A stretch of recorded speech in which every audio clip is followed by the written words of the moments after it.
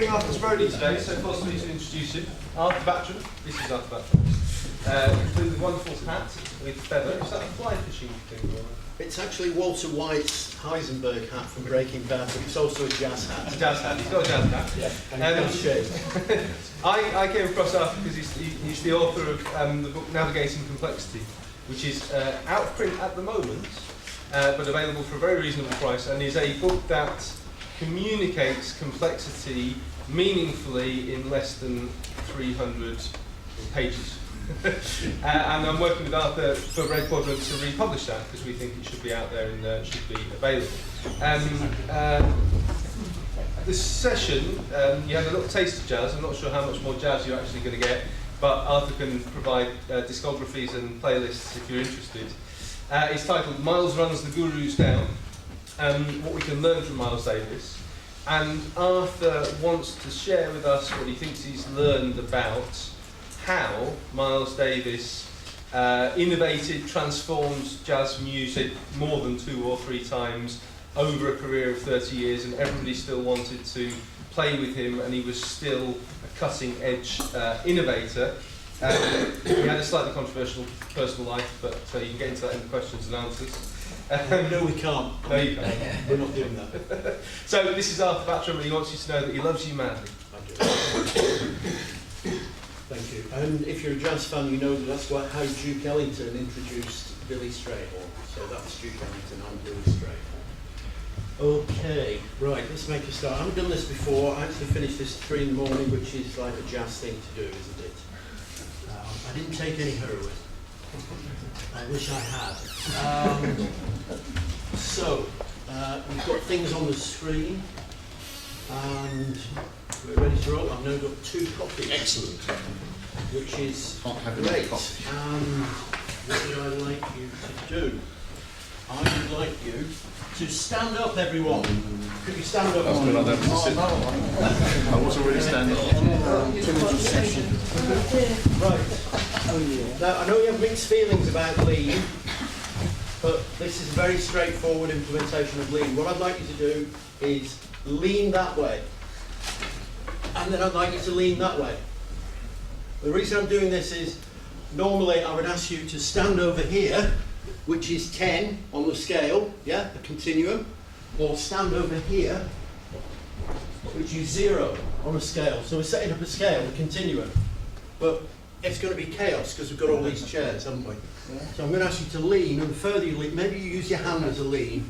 So that is like, that's a 10, isn't it? Give me a 10, big people. Okay, give me a 0. Give me a 0. Okay, give me a 5. Now 5, sort of here, yeah? Maybe that. Okay, so what's this? 0. 3, yeah. So what would 7 be? Give me a 7. Okay, great.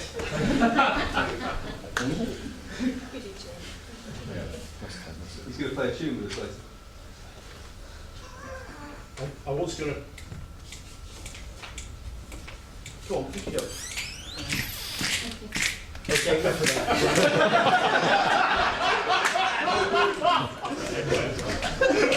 Okay. So we've covered lean. So who likes culture? You know, culture stuff, you know, opera, movies, film stuff. Put your hand up if you like culture. Just put your hand up at this stage, a simple yes, no. Right, put your hands down. If you hate culture, all that sort of cultural stuff, put your hand up. You hate culture. Nobody hates culture, nobody hates culture. Okay, anybody like art? Do you like art, you know? Yeah, photography? Yeah, okay, anybody like music? Good, hands down. Anybody not like music, or it leaves them cold, can't be bothered, not really into music? Put your hand up if vaguely not. Good, right. Anybody like jazz? Hands right up. Put your hands down. Anybody, look, you're amongst friends, this is a consensual environment, it's a safe place. Hands up if you don't like jazz. Right, so really high, can't see you, that's it, let me see that. 1, 2, okay, you don't like jazz, that's fine. So you're a 0, aren't you, on the leanometer. So if you don't like jazz at all, give me a 0. A 0, lovely, thank you. Okay, anybody like classical? Hands up. What about grime?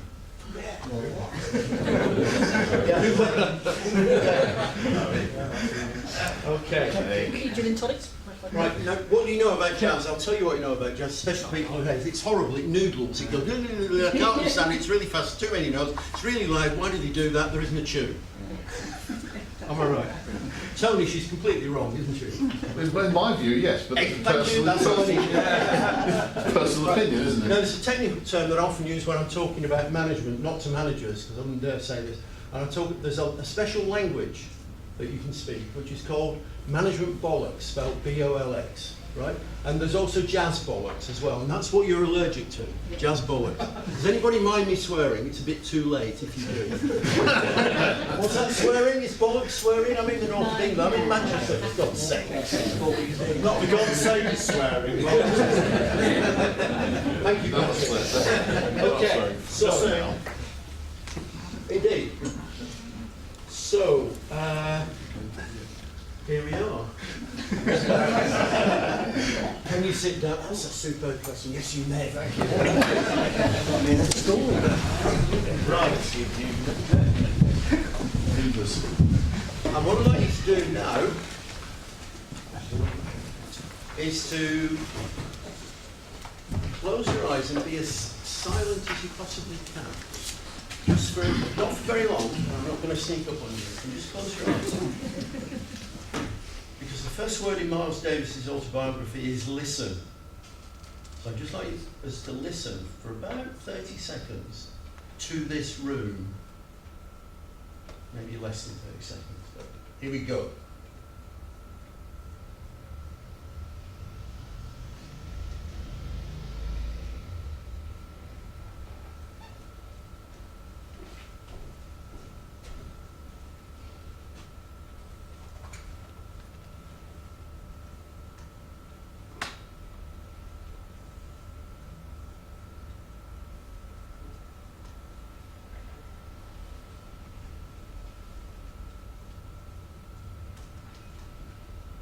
Okay, thank you. Open your eyes. Really quickly, what did you hear? There were noises. Give me an example of a noise. Clock. Clock. Breathing. Breathing. A hum. Water cooler. Water cooler. Traffic outside. Okay. That's my shortened version of John Cage's famous 4 minutes and 53 seconds. So, listening, it starts with listening. So, where are we going now? I want you to listen to a tune. And if you know the tune, you can sort of bop along to it.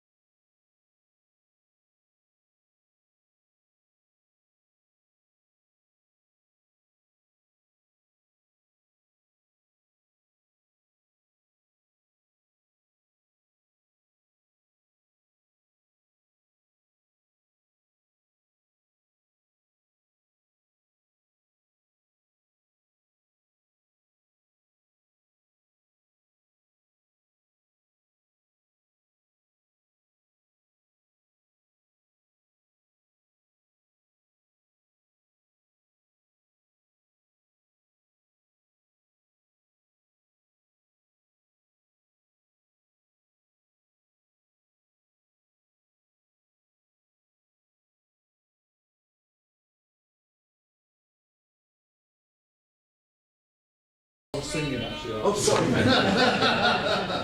He was groovy. You were groovy, weren't you? You were bopping in the show. Okay, that's enough of that, Doris. That was Doris Day.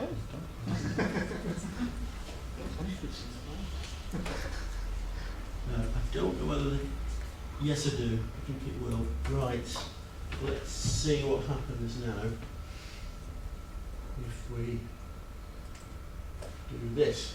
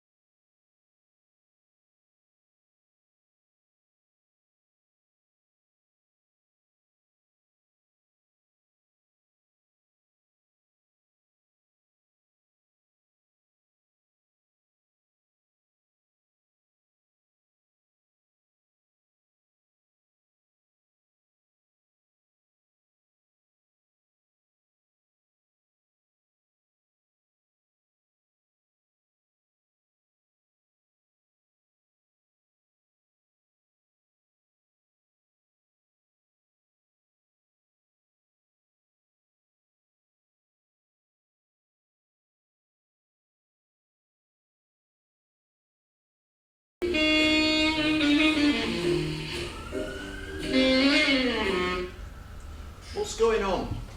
That's Cannonball and his quintet, was it? I forget which. Quintet. With Miles Davis sitting in as a trumpet player in that band, rather. So he's not leading the session. The guy who played saxophone in his band at the time was leading the session. What were those two instruments, the trumpet and then the alto sax, doing to the tune? Comments? They weren't playing the tune as such, were they? What were they doing? They were doing variations on They were doing variations on it, yeah. Okay. Do you know what a blue note is? Do you know what a bum note is?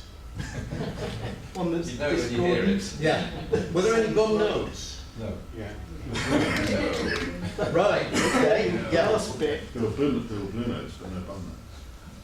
Well, we know that, don't we? Because we're like jazz bows. But they don't necessarily. But if you're not a jazz bow, then blue notes sound like bum notes. Maybe. You've heard of the Edge of Chaos? I should have said you need to buy a copy of my book and read it. Fallen into it. The Edge of Chaos, you find it in all systems, in human complex adaptive system, complex responsive system, whatever you want to call them, and things get to an edge of chaos. And jazz is popular music at the edge of chaos, if you want to summary it. I'm not sure written that down. Right? And a friend of mine who hates jazz, and I play him in a silent way, Miles Davis track, and he loves it until about 5 minutes in, and then he says, oh, bloody hell, jazz chords. And a jazz chord is like bum notes, blue notes. And what he says is, when I hear a jazz chord, I know that he, the musician, is having more fun than I am. and so you've got four system states. You've got stasis, dead. You've got, think of this as a wave. It's a diagram, it's in my book. And then you've got the waves bobbing along in an ordered kind of way, so it's the second system state of order. And then you've got this state over here where the waves crash up against the rocks and it's completely chaotic. And he's talking about, he hears jazz chords as that chaos. Whereas what I'm hearing in the jazz chord, and this is kind of, at the time this was edgy, you know, because the edge shifts, doesn't it? The edge changes. But it's at the edge of chaos. Now the edge of chaos isn't a thing, it's a new state, yeah? It's also called complexity. It's the state of complexity. Yeah. So the patterns can form and change and be creative and so on. It's not completely ordered. It's not completely chaotic. There are patterns in there. There's things going on. It's where emergence happens. And it's where jazz happens. And there are other art forms that happen like that. I mean, other forms of experimental music. So, I'm not going to play So What. Yeah. Yeah, because it's key. We've got to do a little tiny bit. So what am we?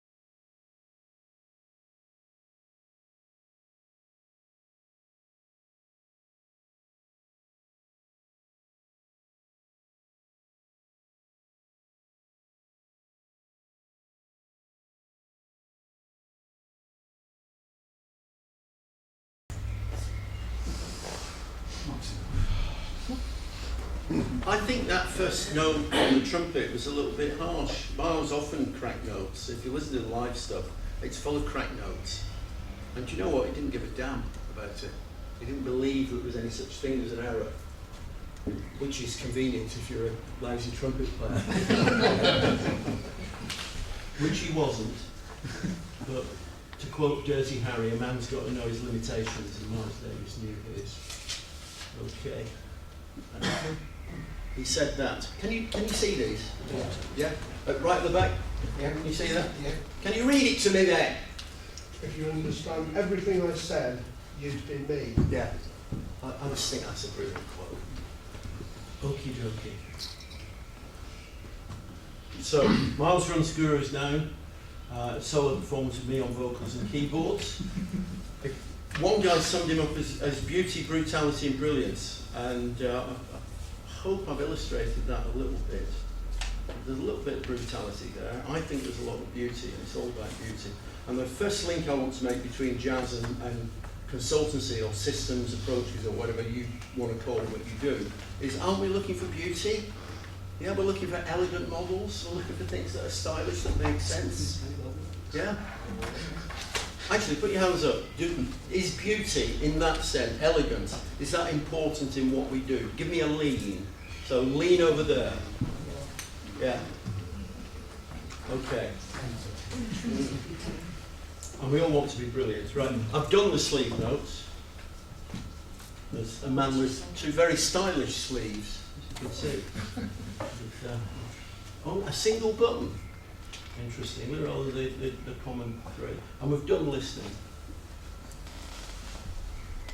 which is one aspect of the Miles Davis thing, is listening all the time to every single sound that's going on, whether it's music or the noises in the room or whatever.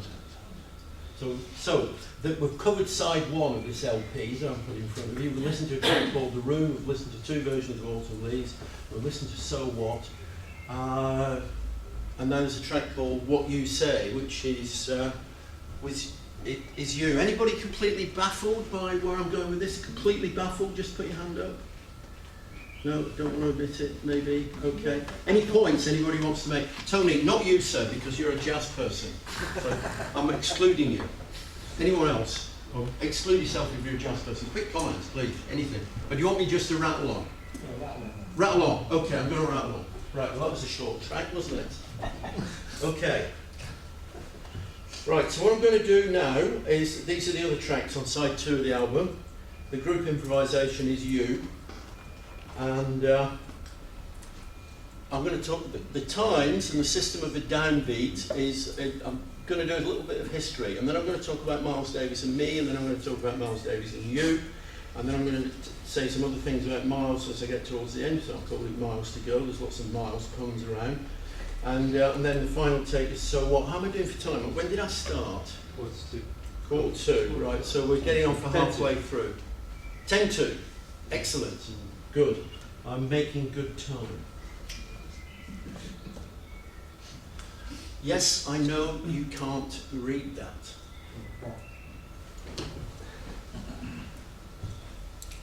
So, starting at the start, now what do I need to do? I need to full screen this like that, as if that makes a difference. And I need to do that. Yeah, okay. I'm going to make these annoying icons, by the way. Somehow. Should have done this in advance, sorry. Actually, I'll move the shelf over to the left. Yeah, that's slightly better. It shouldn't disappear on the full screen. Never mind. So, what happened at the start of this is that people like music and they go to nightclubs because basically they meet other humans and they have opportunities to procreate. Really, that's one of the functions of culture. And so people wanted music to dance to. I'm going to walk you through as I'm talking. You can't read that, can you? I didn't intend it. It's a PDF. And people played music. And if you were black, you could forget about joining a classical orchestra. You might get into a big band. So that's what people did, and it was music to dance to. And why big bands? They didn't have amplifiers, so you need, if you've got to fill a big space, you need a big band. Now you can do it with a small band and a big amplifier. Okay. There was a wartime dance tax. I'm not making that up. And that killed off the big band. So you've suddenly got all these brilliant jazz musicians who are superb instrumentalists who've just been playing Doris Day accompaniments, yeah? And they've got time on their hands, so what do? They start playing in little dodgy clubs to an audience of their mates, yeah?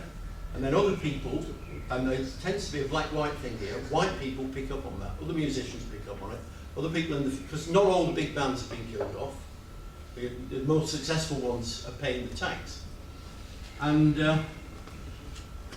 but then gentrification comes along and all the places where the dodgy little clubs are get shore-ditched. Yeah?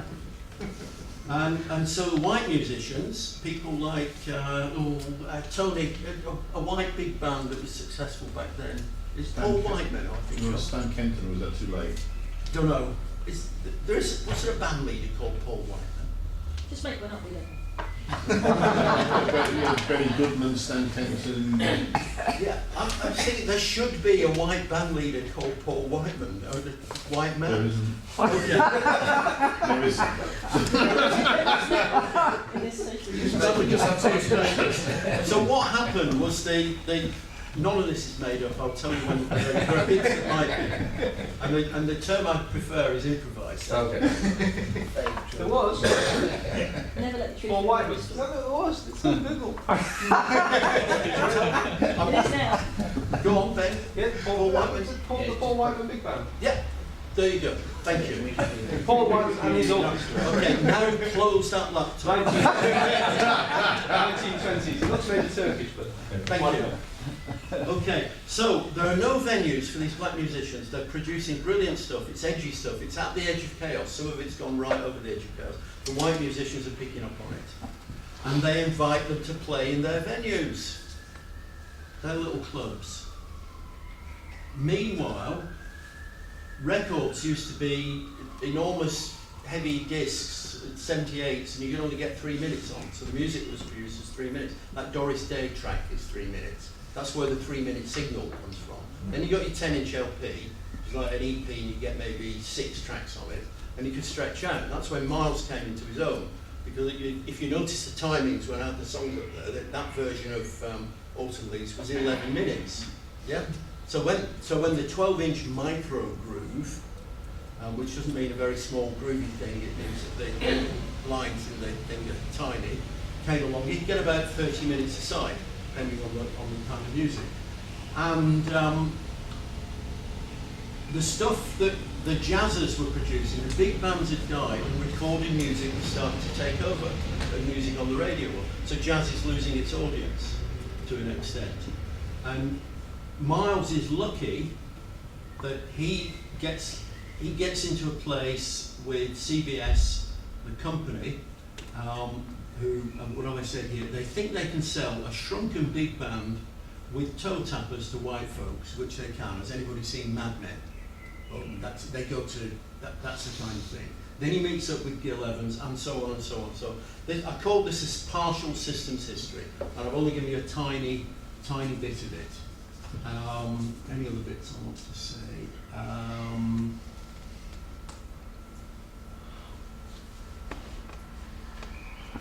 You've got an improvisatory small group, a group that Miles Davis wants to have operating at the edge of chaos. That's all I'm going to say. I'm going to move on. Right. And I'm really embarrassed by this because I haven't used this piece of kit before, and I can't understand why it's still showing the shelf, and I can't understand why it's not giving me full screen. I do apologise. I'm going to try and sort that out. So it's not that. Is it that? No, it's not that. Okay.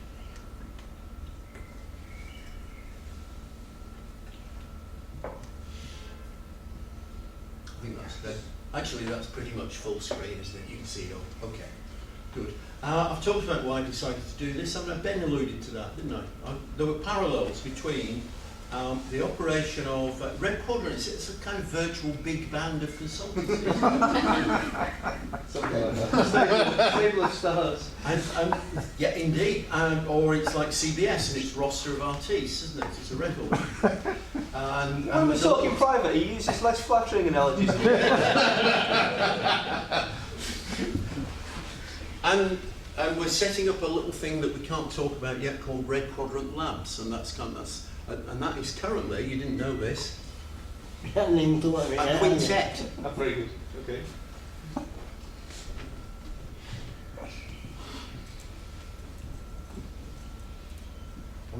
I totally want that because it's great. If you don't understand all of this, you can leave. Right, there's a lot of stuff on this slide. Let's see what I can do with it. I'm going to look at it with you, if I may, get out of somebody's line of sight. So, can you read that at the back? Just about.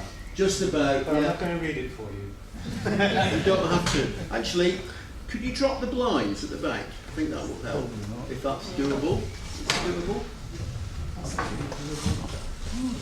Well, that's exactly like that. Because I went for a dark screen on the grounds that would probably be more visible in this. That's better, isn't it? Thank you very much. Can you see to write, those of you that might be taking notes or drawing images of me with whatever? Okay. Herbie Hancock joined the Miles Davis Quintet. He was very young, he didn't know whether he was in the band. He'd been invited to be on a recording session, and he said, and he was talking to Miles the day before, and he said, well, to one of the other band members, so I'm going to do this, and he said to Miles, so I'm in the band. And Miles' response, he swore a lot. I'm going to use the word coffee maker. I'm going to substitute the word coffee maker for the word he actually said, right, which is sometimes abbreviated as M-O-F-O, mofo. You know the word I'm avoiding using, don't you? No. Do you? Right. And he said, you're recording with, a very gravelly voice, you're recording with me, aren't you, coffee maker? In answer to the question, are you in the band? So they're in Stockholm, and Herbie Hancock's accompanying, he's playing piano as an accompanist rather than a soloist, and he's really into it. And he plays the bummest of bum notes. Not just a bum note, but a bum chord, a big, loud, complicated, what the duck was that? Yeah? And he wants to shrink into a tiny ball. And he pauses, and there's a couple of beats.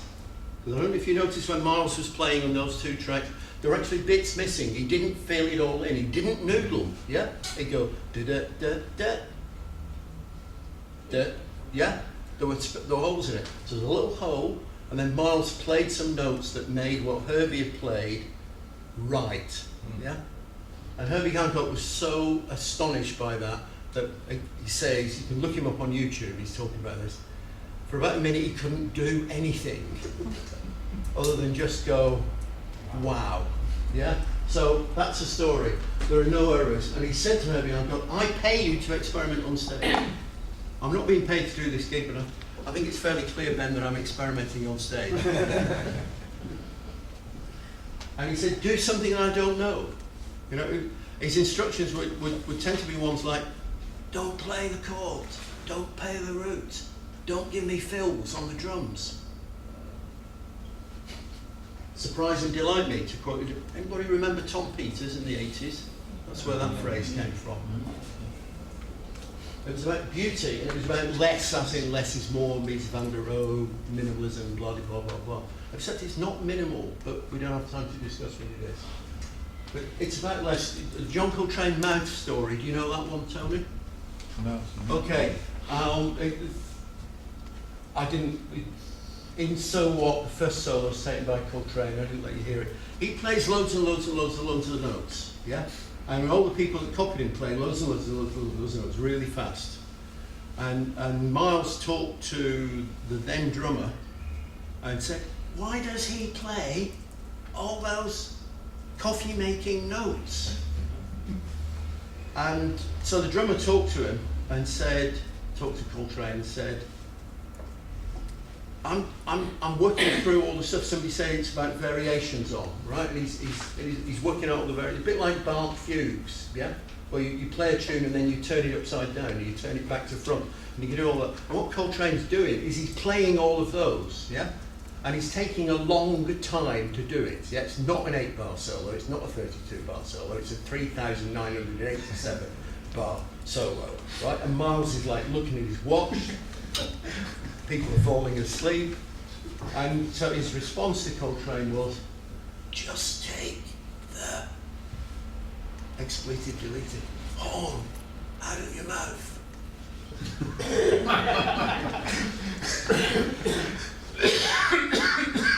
He was a nympholet. Anybody come across that word? No. Not the same as a nymphomaniac. Nothing to do with it. Then you're a nympholet. It's somebody who's always interested in new things. Yeah.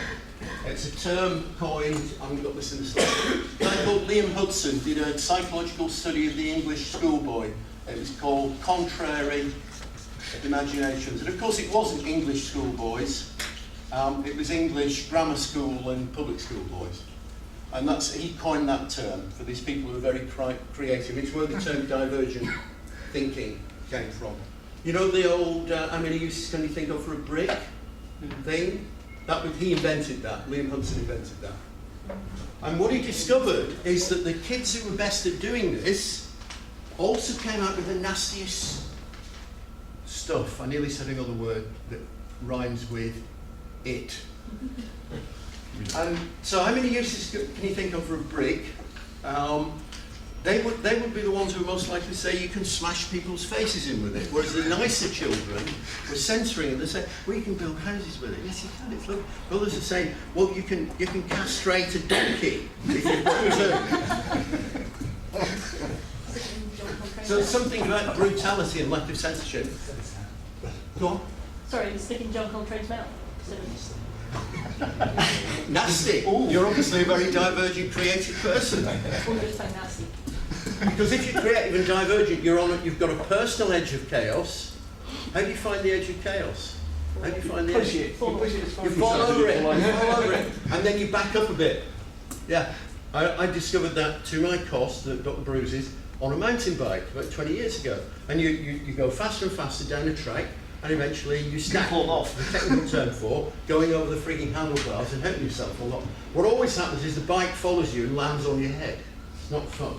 Okay, so Miles was an intellect. He was bedeviled by change. That's my phrase, but it's the way he talks about it.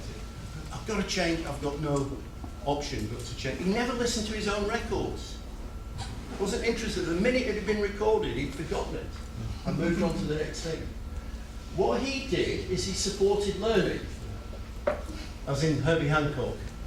Yeah, I'm paying you to experiment on stage. He supported learning, he didn't teach, and he did the form, and he never did that, we just said the same, but he never wanted to impose his will, his musical will, on the groups. But what he did do was he set a frame. Yeah, so those instructions, like don't play the chords, or to the drummer, good, I'm on to the drummer. So John McLaughlin, who used to be in the band, and he's talking about Miles trying to get a drummer to do less, yeah? So he's saying, I want you to give me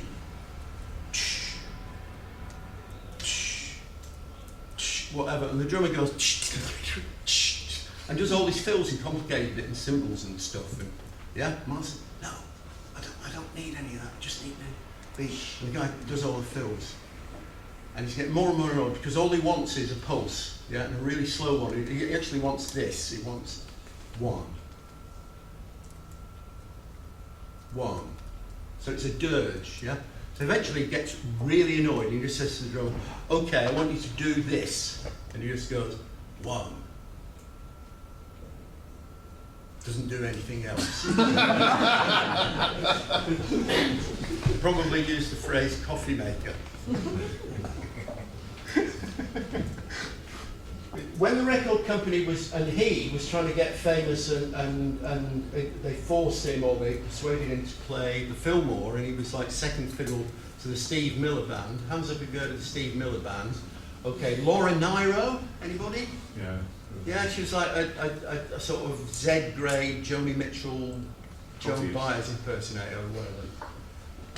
And she invited Miles, because she was on that bill, yeah, to play some trumpet on her album. So he turned up, and he listened to the album, and they pretty much finished it, but they wanted, you know, a few tiddly bits added. And he listened to the whole thing, and he said, "There's no space left. There's nothing for me to do." So he went away.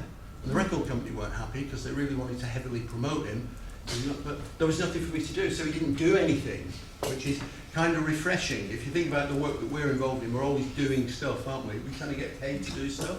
We're not paid to do less, are we? We're paid to do more, or do more with less. Never understood how that might work.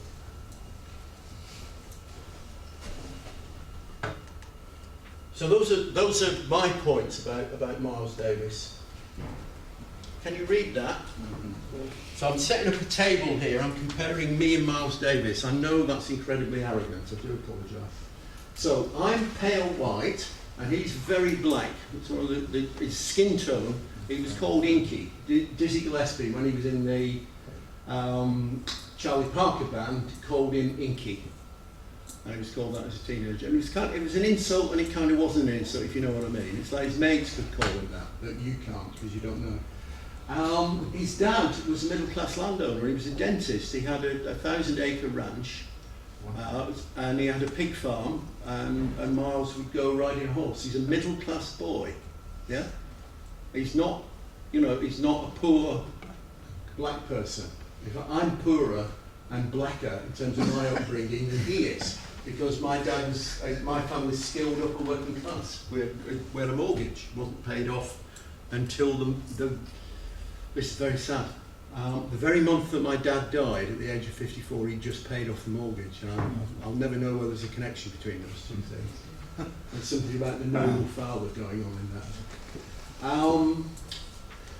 Education-wise, I've got a degree. I've got a nearest thing to a master's and one or two other bits and pieces here and there. He went to the Juilliard School of Music, which is really, really good, yeah? And but he didn't really, because he'd sat in on a few lectures and rehearsals and so on. He said, "I ain't got nothing more to learn from these white folks. I can do all of that stuff." And he persuaded his dad to go, because his mum wanted him to go to the local technical college, and his dad let him go to New York when he was, I think he was 19, and he'd already got married, and that was all a disaster. But the real reason he wanted to go to New York was to hang out with Charlie Parker and all everything else that was going on. So that's what he did. That's where he got his education. I have dabbled in drugs. He took a lot of whatever you've got at various points. So he was a heroin addict within about a year or so of going to New York. And to give you some idea of his strength of will, he kicked it going cold turkey. So he spent a week in one of the little cottages on his dad's, you know, they had like a guest suite. And he locked himself away in that, and they just left food by the door, and he sweated it out. He was a genius. I can't play a note. It's not strictly true. I can make a saxophone squeak. He says coffee maker a lot. I have picked up that habit from him, and so far I'm reining it right in here. If I actually said that word, you wouldn't mind, would you? You'd forgive me, wouldn't you? If I said motherfucker? I wouldn't. Yeah? No. Okay.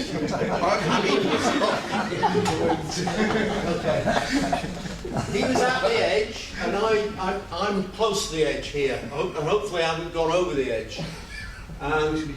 That's the phrase that he used to describe his work, controlled freedom.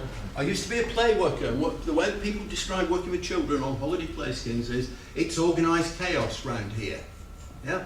And that's a phrase that you hear all the time. That's people acknowledging an edge of chaos in whatever situation they find themselves in. And Miles called it controlled freedom. You cannot convince me otherwise that is exactly the same thing that we're talking about. And that controlled freedom was set up, it's freedom within a frame. Yeah, that makes sense. Philip Hellyer said that to Tom Hitchcock, and found those names mean anything. Freedom in a French night, you put that on a t-shirt. And I've invented a hopelessly pretentious methodology for working with large groups of people to solve complex problems called possibility space design. So there you go. And the table is to be completed, it's incomplete. Right, what do you think of this? It's a 4-box model, isn't it? Look, it's in a line. I'm thinking of your Chinese or Japanese, Zen master or whatever. And the things that they can't explain, they don't explain. They say things like, the Tao that can be understood is not the Tao.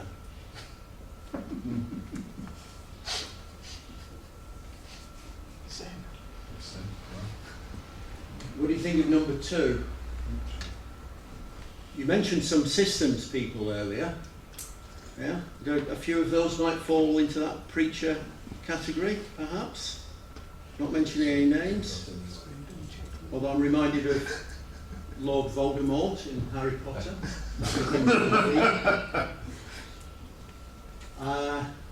They can't explain, but they do anyway. Teachers or boards, because the thing about teaching, it has to be consensual. You invited me here. You have only yourselves to blame for this. Or we all go into decide. If I'm boring you, tough. Take that up with lovely people like Patrick and Ben. Can explain does. I'm trying to explain the things that I'm trying to restrict myself to the things I can explain. And Miles was an invoker. I've decided to call him an evoker. He could explain, but he didn't. He wouldn't tell them what to do. He knew what he wanted, but he would set up a frame so that they would give him their thing. And when they gave, and what he hoped was that he would be surprised and delighted, rather than telling them what to play. Right, I'll throw that open. Comments? Have I boggled your mind? So, just one thing when you was explaining then was, did he focus only in a sense on emergent properties? And he sort of said that. Well, I think if you restrict me to a yes/no answer, I think yes, he did. Yeah. It was like focus on an end result, and all I'm going to do is just corral you, but then give you the challenge of I want you to give me something, but I don't really know what it is, but I'll know it when I see it. Yeah. Or hear it, sorry. Indeed. Right. So was Miles playing for himself, do you think, or for the audience? I think he cared. I think the audience is playing it. I don't think he cared. But was it, he was exercising his own? I'll give my answer in a moment. Any more answers to that? I think the audience is playing for themselves. Sorry, the audience were? The audience plays for themselves. Say more. Well, everybody has. It's beautifully Milesian. We don't know what you mean. It sounds really cool. I think what he understood was the psychology of music. He understood that people have the music in their minds. And when you listen to musicians play, they're pulling out that music. And I think what you're trying, Miles Davis did was he actually wanted to leave spaces for the music to go. And occasionally, he will have a conversation with you to try and provoke you to do something. I wish I'd recorded what you It's a just said. systemic thing. It's the interaction that goes across the boundary between the performer and the audience. Yes. Your use of the verb evoke, to evoke. I mean, Battram is described by a number of people as a bring forthist. And so I'm a huge Maturana fan. So you could argue then that, I mean, what Miles did was to create the circumstances to bring forth what was already there. The frame and not the content. Yeah. There's a Nope, sorry, Ben. Yeah, that's okay. Yeah, go on. Ben? Me? Yep, you, Sorry. yeah, yes, you. Marina Abramovich does a performance where you have to put all your phones and things away and sit in silence with completely sound-destroying headphones for, I think, 90 minutes, and then you listen to a classical piece of music, impossible. And it's apparently an incredibly emotional experience, so that's interesting in the light of what you just said. Indeed. Just going to pick up on something what you said, Ron, which is Which one's Ron? That's Ron. Hello, Ron. there's music which you kind of know what's coming next, So, you know, if you take a Bach fugue, you kind of know what the next... Or Doris Day singing Autumn Leaves, and then you know what the next note's playing. going to be, you know what the next Yeah. phrase is going to be. Yeah. Where, on the scale of haven't got a clue what's about to happen next, would you put this?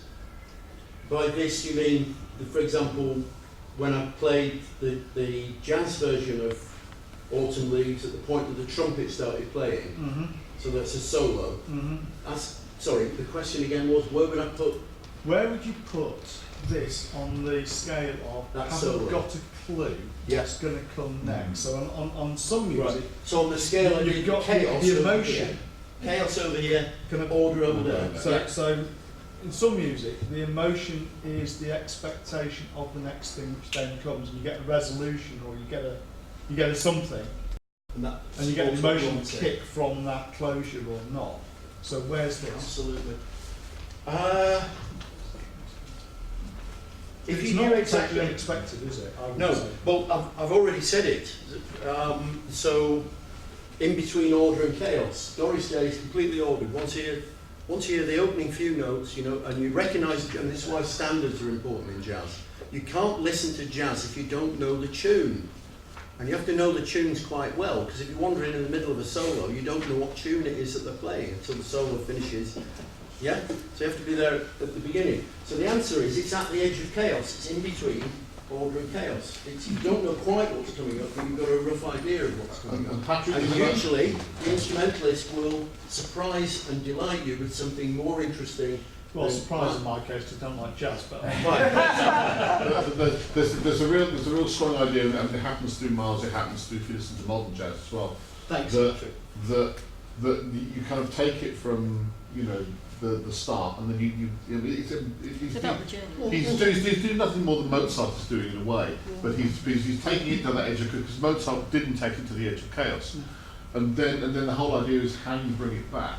So part of the genius is how you bring it back, so that despite the fact you've been in this strange and wonderful land, you come back to the tune of Autumn Leaves. so is it always resolved?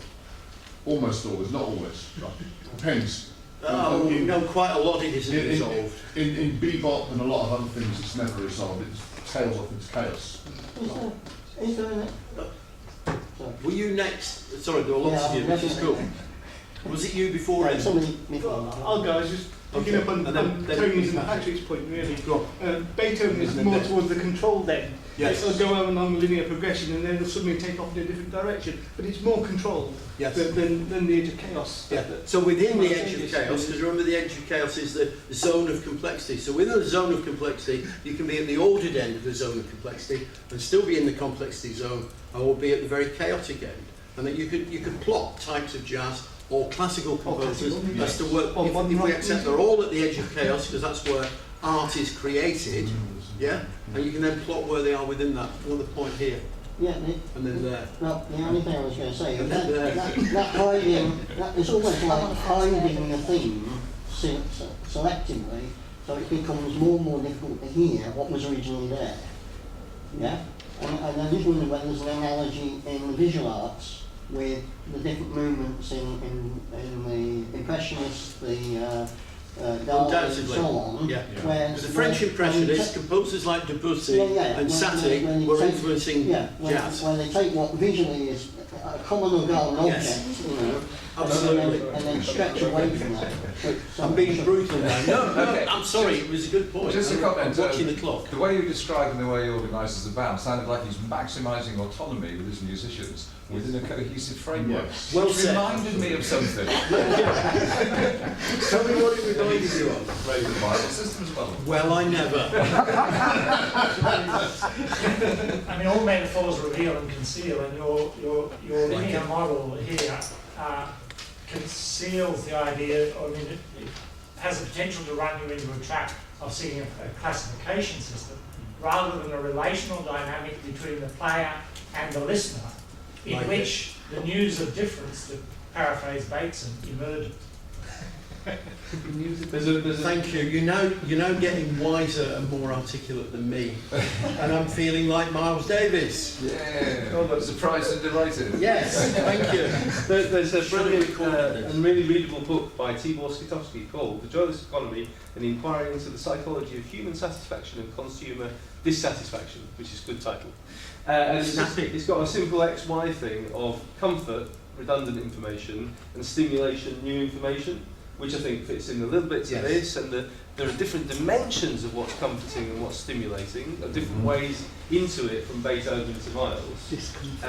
But it's also what you're trying to achieve in an organisational context, yes, with the balance of coherence and diversity and homogeneity and distinction, but in a job, people need freedom within boundaries in order to have in order to be satisfied, not dissatisfied. So just to pick up that idea a little bit, edge of chaos, people talk about the zone of uncomfortable debate. It's asking really hard and difficult questions about organisations, which may be a level of discomfort, but it's there to elicit what's new and what's different about the organisation, or how it could be different.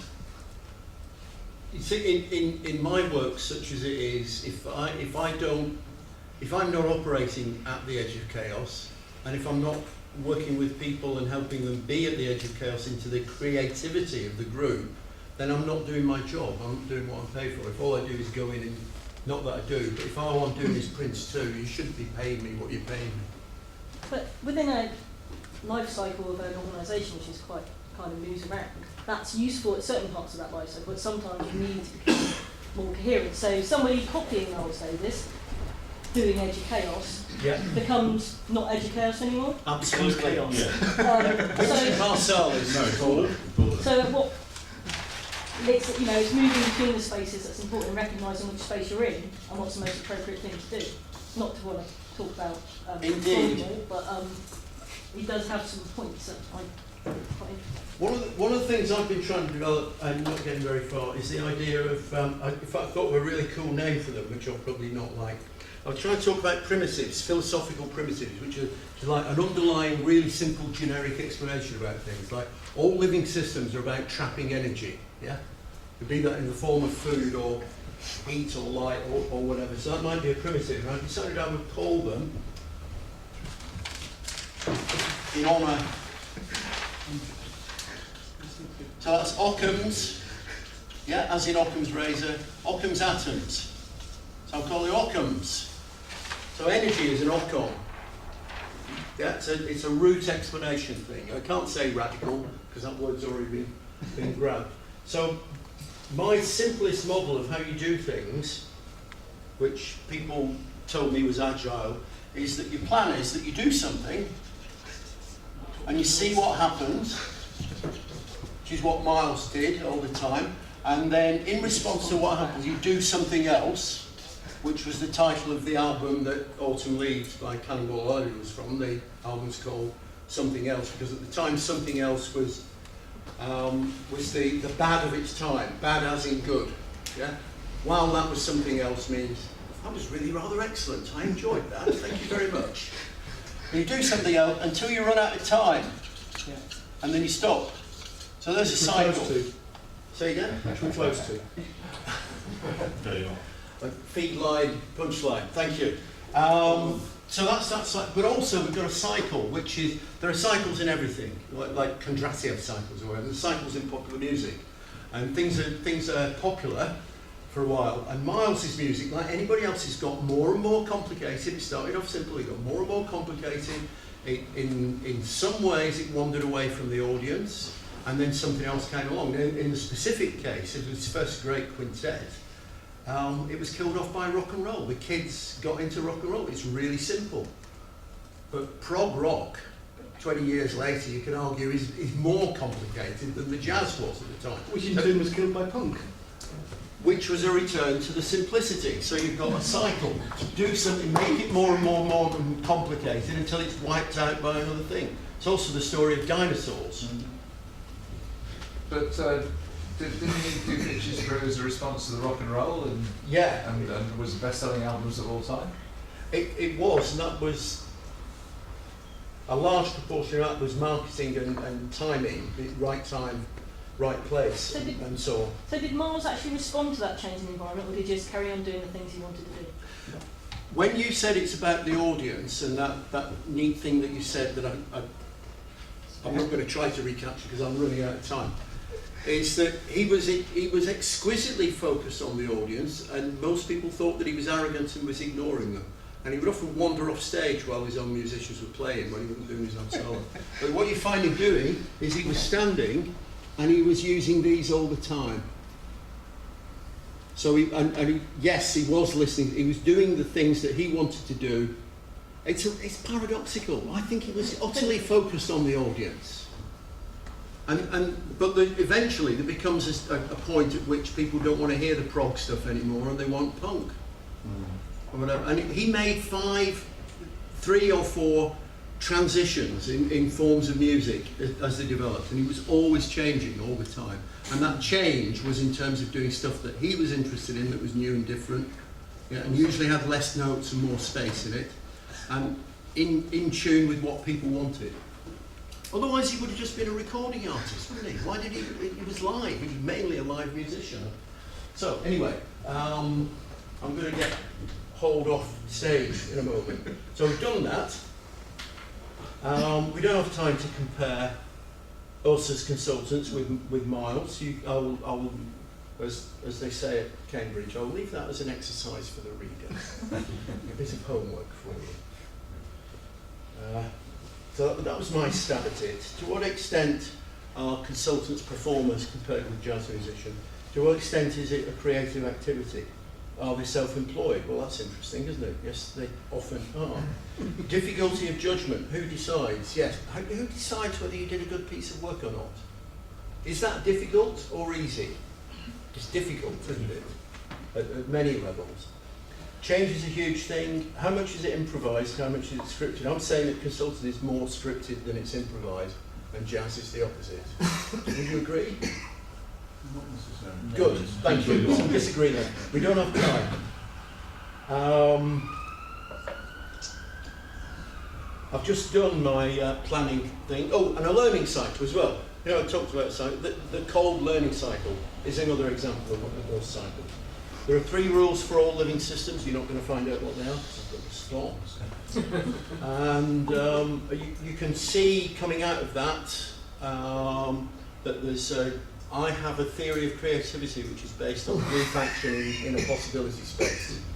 What Miles created was a possibility space for a group in which to evoke creativity. So organising, team working, creating. Organising is a verb, not a noun. I probably don't need to tell you guys that, do I? So we've done your stuff, we've done more stuff. Right, final.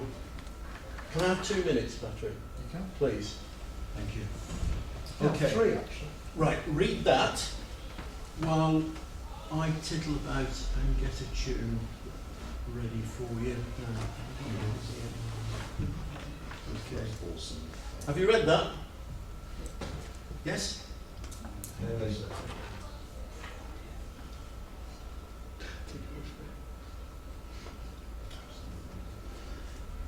It was the soundtrack to all the whispered conversations. We have whispered conversations, don't we? You know, after we've a day at the coalface or whatever you call it, we have those conversations, don't we, in the corridor about, you know, that went well, or...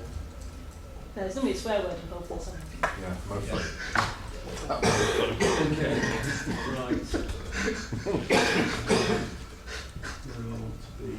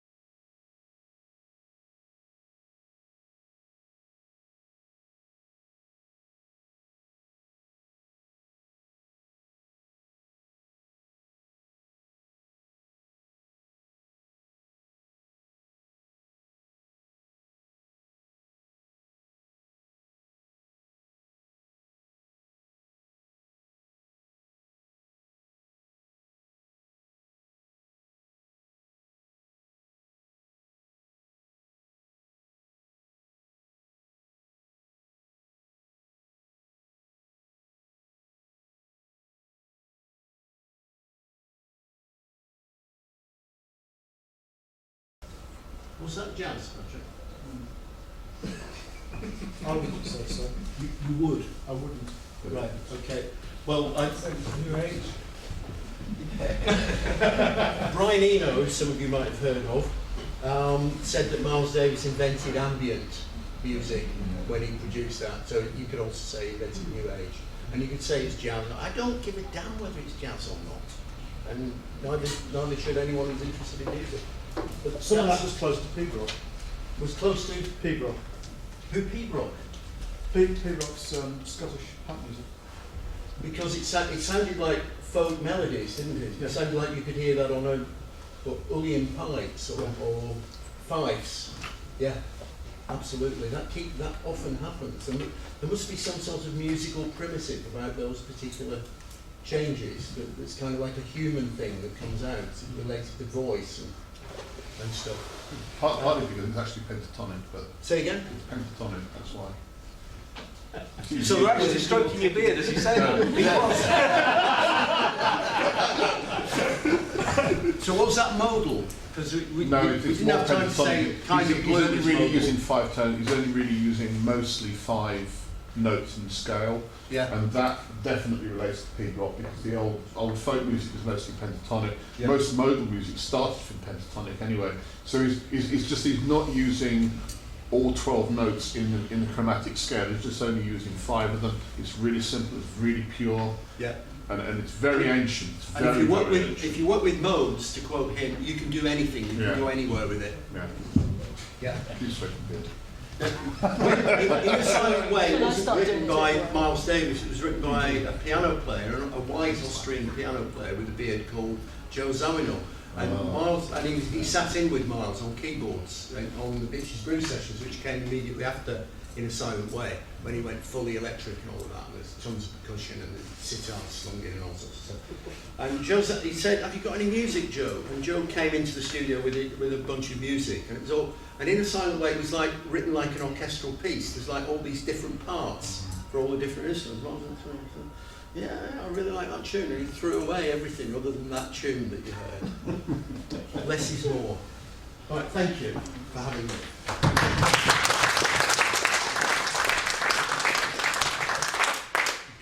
Can we be back in